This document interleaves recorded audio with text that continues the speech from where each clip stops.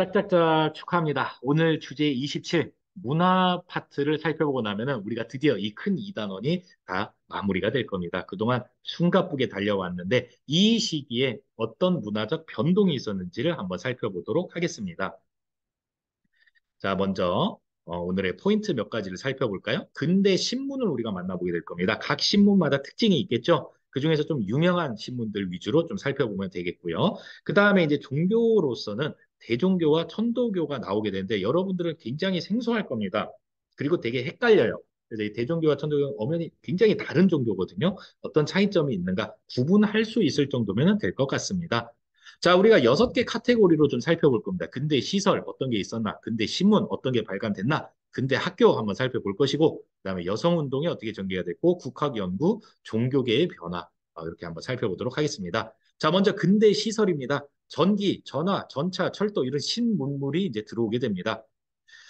그와 더불어서 이제 방문국, 우정총국, 전환국, 기기창과 같은 새로운 정부 기구도 이제 만들어지게 되는데 하나씩 살펴보겠습니다. 방문국은 뭐 하는 곳이냐? 사람 이름이 아닙니다.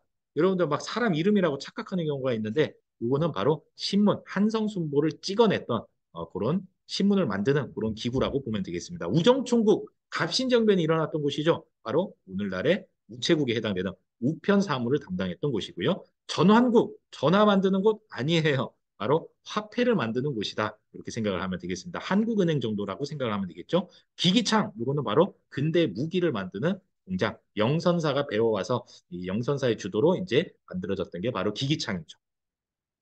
우리나라 최초의 근대 병원, 여러분 들어봤을 겁니다. 광해원이라는 병원인데 얼마 안 가서 이름을 바꾸죠. 제중원으로 이제 이름을 바꾸게 되고요.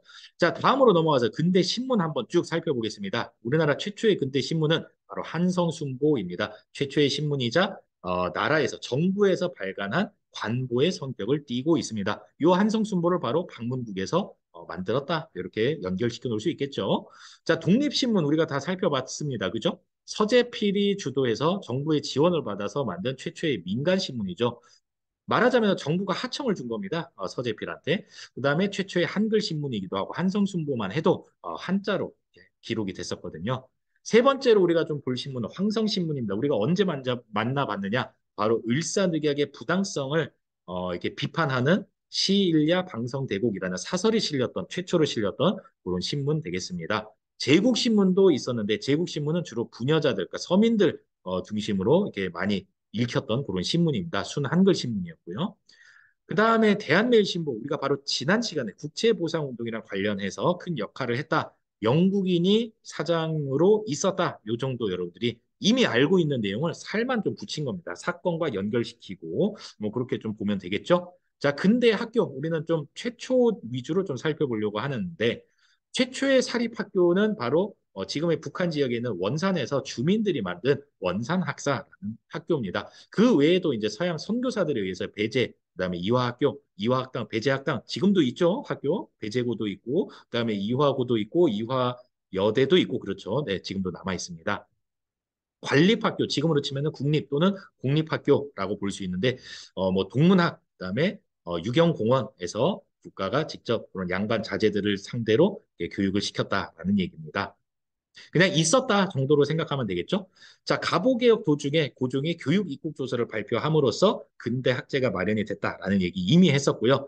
이 교육 입국 조서 이후에 이제 본격적으로 소학교, 중학교, 그다음에 사범학교, 선생님을 기르는 학교가 바로 사범학교죠. 이런 학교들이 이제 설립이 되면서 근대 교육이 본격화된다 이런 얘기했었습니다.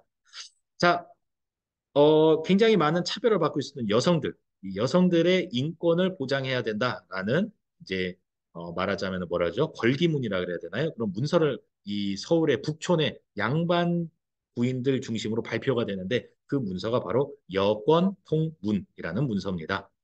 자, 그다음에 이제 찬양회라는 이제 그런 여성 단체가 활동을 하기도 했었다라는 얘기입니다. 그러니까 어떤 느낌을 가져가면 되냐면은 이제 새로운 사상과 새로운 문물이 들어오고 근대 교육, 그다음에 근대 신문을 통해서 이제 각성을 하기 시작한 여성들도 이제 자신들의 권리를 신장시키기 위한 활동을 본격적으로 시작하게 된다. 뭐 이런 느낌으로 가져가면 되겠죠. 자, 국학 연구 한번 보겠습니다. 국학이 뭡니까? 국학, 우리나라스러운 학문이죠. 우리나라스러운 학문 뭐가 있을까요? 국어와 국사, 한국사가 되겠죠. 자, 역사를 먼저 살펴보겠습니다. 이 시기는 나라가 큰 위기를 겪고 있던 시기입니다. 자, 그래서 뭔가 우리가 교훈을 얻고 나라를 지키기 위해서 뭔가 새로운 각오를 다질 필요가 있었겠죠. 그래서 이 시대의 역사 연구는 주로 깨우쳐주는 사학, 바로 계몽사학의 성격을 띠게 됩니다. 이때 외국의 위기를 극복했던 그런 위인들 이야기, 위인전이라고 그러죠. 그다음에 이제 세계사 관련된 이야기를 번역해서 이렇게 출판되기도 하는데 이때 이 계몽사학을 이렇게 주도했던 인물이 바로 신채호라는 인물이고 물론 박은식도 유학자인데 이 사람도 역사 연구를 굉장히 많이 했던 그런 사람입니다. 신채호와 박은식은 우리가 일제강점기 때도 계속 만나보게 될 사람들이니까 잘 기억해 두세요. 자, 국어연구, 국문연구소에서 주시경, 그다음에 지석영과 같은 국어학자들이 또 열심히 활동을 하게 되죠. 자, 마지막입니다. 종교계에서는 어떤 변화가 있었는가? 여러분들이 알고 있는 종교도 있고 처음 만나는 종교도 있을 거예요. 자, 천주교는 주로 사회 사업에 굉장히 많이 뛰어들게 됩니다. 주로 고아원, 양로원을 설립을 많이 하고 그거는 지금도 마찬가지죠. 자, 한편 개신교, 여러분들이 알고 있는 기독교입니다. 기독교. 기독교는 주로 병원과 학교를 많이 세워요. 그래서 지금도 뭐 세브란스 병원 있죠? 그것도 다 이제 기독교계 아닙니까? 그다음에 학교, 외국 선교사들에 의해서 만들어진 학교는 대체로 다 이 기독교 계열이잖아요. 예, 개신교 학교를 많이 세웠다. 자, 유교, 전통적인 유교. 우리가 뭔가 좀 유교도 쇄신할 필요가 있다. 유교를 개혁하자라고 박은식이 유교 구신론을 써가지고 주장을 하게 됩니다. 여기 따옴표가 하나 빠졌네요. 여러분들은 하나 써 넣으세요. 유교 구신론.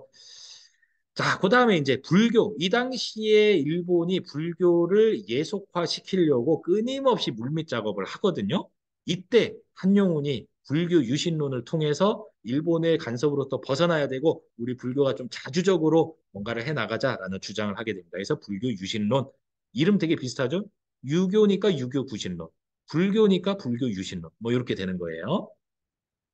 자, 드디어 이제 나왔습니다. 대종교, 대종교. 대종교는 뭐냐면요. 나철과 오기호라는 사람이 단군 신앙을 바탕으로 새롭게 만들어낸 그런 종교라고 보면 돼요. 우리가 비록 지금 굉장히 위기를 겪고 있지만 사실 우리 민족은 대단한 민족이야. 왜냐? 우리 단군 할아버지가 대단한 분이기 때문에 그래. 우리는 큰 민족이야. 그래서 대종교 이렇게 기억을 하면 되겠죠.